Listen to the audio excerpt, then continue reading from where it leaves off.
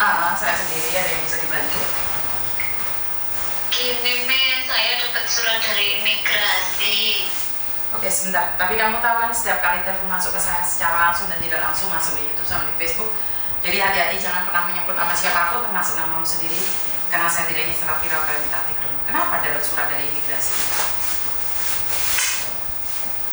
Karena yang dulu saya kerja ke Hongkong kan nggak finish kontrak karena ada COVID. Majikan saya nyuruh saya pulang. Terus Saya datang lagi ke Hongkong, saya dapat surat imigrasi. Saya minta tolong sama agensi, katanya saya suruh ke sana sendiri. Oke. Tapi saya takut. Lah kenapa takut? Nggak ngerti. Selama kamu tidak melakukan kesalahan nggak perlu takut. Koko Thomas sih sering menemani. Kemarin ada beberapa anak yang pulang ke Indonesia karena ada sebenarnya random check saja sih Mbak. Kalau kamu tidak, katanya sih cuman halo, cuman random check aja, nggak usah takut, nggak ada apa-apa sayang. Saya suruh nganterin ke sana, nggak ada yang nganterin. Ya itulah bedanya agent lain dengan agentnya Koko Thomas. Benar nggak? Iya, makanya katanya maupun masalah kecil maupun besar kan, kalau orang nggak pernah ke imigrasi kan jangan takut toh, Miss. Iya, saya paham. Tapi ya itu, kalau agent-agent lain kan seperti itu. Saya tidak mengatakan anak saya terbaik, tapi anak saya kan mau menemani kalau ada apa-apa.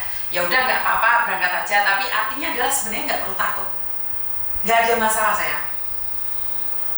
Nggak ada masalah. Ngerti nggak? Iya, takut. Apa yang kamu takutkan? Sekarang pertanyaan saya.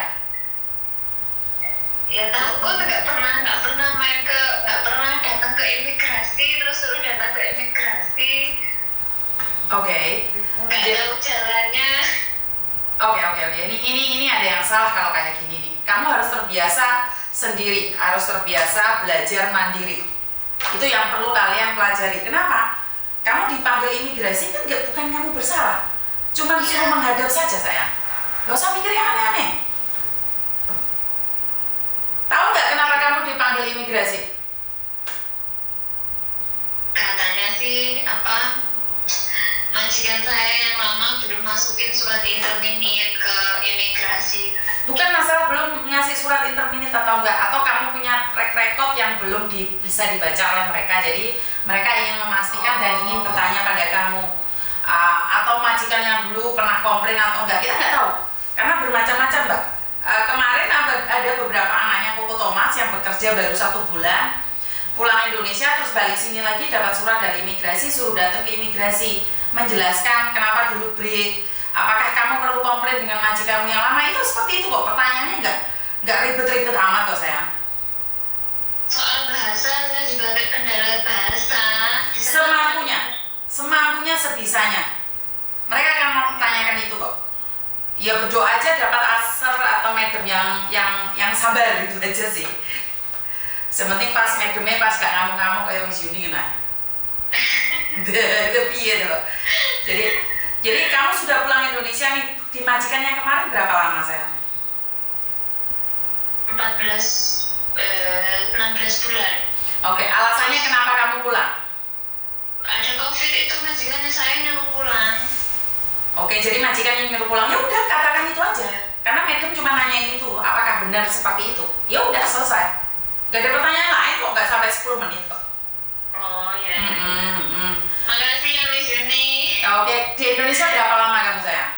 Udah 2 tahun. Terus ini balik lagi ke sini baru 4 bulan. Sudah 2 tahun pulang Indonesia masih dipertanyakan sama imigrasi? Iya. Berarti imigrasi itu ingin benar-benar jelas alasannya kenapa dan ada apa, benar nggak? Oh iya. Jadi nggak usah takut. Bismillah aja lah. Bismillah. Oke, lanjutkan perjuanganmu. Ya. Oke. Sama-sama. Waalaikumsalam.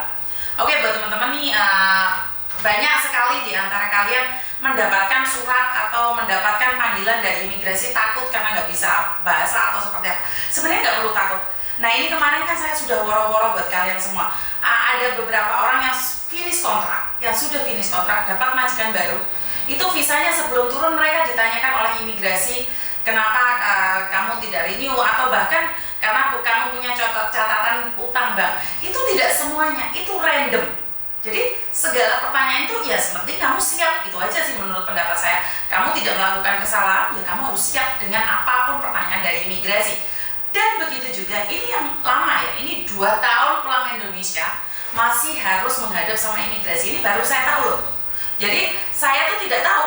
Saya rasa karena kemarin Gisang itu dipanggil karena baru 2 bulan atau karena baru setengah tahun, itu saya biasa nih sering anak-anaknya Koko Thomas itu dipanggil imigrasi. Saya kira karena Koko Thomas tidak ada pengalaman, jadi imigrasi selalu memanggil anak-anaknya. Tapi ternyata tidak, semuanya sama aja. Dan ada yang tidak dipanggil, berarti kan random check. Jadi buat kalian semua dengan alasan apapun pulang Indonesia dan ingin kembali lagi, kalian harus persiapkan diri kalian dengan segala pertanyaan yang ada dari imigrasi. Jadi ini random check. Jadi kalian jangan ngapusi. Dan kalian, kenapa saya bilang jangan tukaran dengan majikan? Sekali lagi, kenapa saya selalu bilang jangan tukaran sama majikan? Dengan alasan apapun, kalau kalian sampai tukaran sama majikan, kalian yang akan menyesal. Karena majikan Hongkong sekali nulis rekod, kelar hidup kita, Mbak. Dan saya selalu katakan jangan pinjem bank sampai bank menyurati majikanmu. Itu saya selalu ngomong seperti itu ya. Jadi saya selalu mengingatkan sama kalian, kalaupun putus kontrak itu jangan kabur. Jangan melakukan kesalahan yang fatal seperti mukul anak majikan atau mengambil barang majikan atau memakai baju majikan ataupun sekedar membagikan nomor telepon majikan pada orang lain. Jadi jangan sampai itu terjadi.